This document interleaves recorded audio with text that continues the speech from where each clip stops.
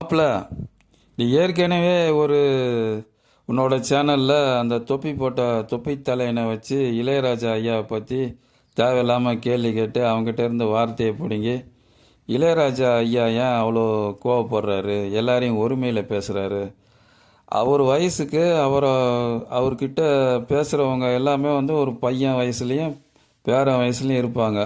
அதனால் அவர் நீ வா போன்னு பேசுனதுனால ஒன்றும் தப்பாகிடாது. புரியுதா? அது பேட்டி எடுக்கிறவங்களே அவங்க அதை பெருசுப்படுத்தலை. நீ ஏன் கவலைப்படுற? நீ ஏன் திரும்ப திரும்ப கிளறி வார்த்தையை பிடுங்க பார்க்குற? அவர் ரொம்ப கர்வம் அதிகமாயிடுச்சு, திமிரு அதிகமாயிடுச்சுன்னு ஏன் நீ அப்படியெல்லாம் பேசுகிற? அவரோட வயசு 82. அந்த வயசை மனசில் வச்சாவது நீ அவரோட தனிப்பட்ட குணங்கள்லாம் எதுக்கு மீடியாவில் வெளிச்சம் போட்டு காமிக்கிற? அதனால் உனக்கு என்ன கிடைக்க போகுது? நீ யாரை திருப்திப்படுத்துறதுக்காக நீ இளையராஜா ஐயா பற்றி தப்பாக பேசிகிட்டு இருக்க, தப்பாக கேள்வி கேட்டுட்ருக்க. இப்போ உன்னோட பாணியிலே இப்போ நான் என்ன பண்ணியிருக்கேன்னா, நீ உன்னோட வீடியோவில் பேசும்போது நான் கிளிக் பண்ண உன்னோட ஃபோட்டோ இமேஜை நான் என்னோட சேனலில் போட்டிருக்கேன்.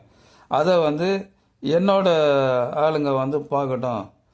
அதில் எனக்கு ஏதாவது வியூஸ் கிடைக்குதா, யூடியூப்பில் ஏதாவது வியூஸ் இன்க்ரீஸ் ஆகுமா அப்படின்ற. ஏன்னா நீங்கள் அப்படி தானே பண்ணிக்கிட்டு இருக்கீங்க. இளையராஜா ஐயா திட்டி பேசுனா, தப்பாக காமிச்சு பேசுனா, தப்பாக ஃபோக்கஸ் பண்ணி காமிச்சா வியூஸ் ஏறும், நிறையா வியூஸ் போகுது அப்படின்ற ஒரு காரணத்துக்காக நீங்கள் அப்படி பேசுகிறீங்க.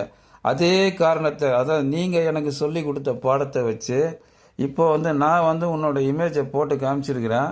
அது எப்படி இருக்குன்றது நீயும் பார்த்து தெரிஞ்சுக்கோ, மித்தவங்களும் பார்த்து தெரிஞ்சுக்கிட்டோம்.